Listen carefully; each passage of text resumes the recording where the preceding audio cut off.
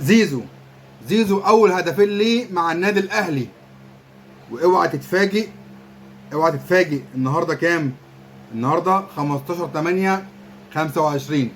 اوعى تتفاجئ لو زيزو اخر الموسم خد هداف الدوري، واكتر واحد هياخد ان شاء الله يعني مان اوف ذا ماتش في كل ماتش.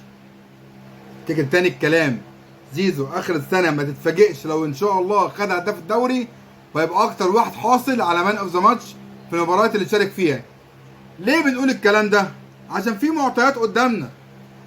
زيزو دلوقتي بيتحرك بدون كرة كويس جدا، ويتحرك بدون كرة هيخليه صعب اي حد يراقبه.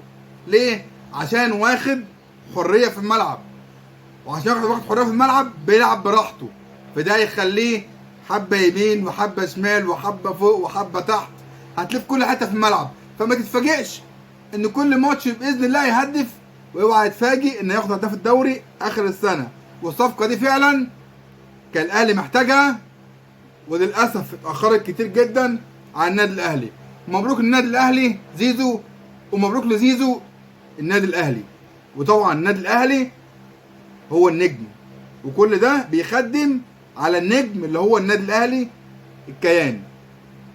تحياتي.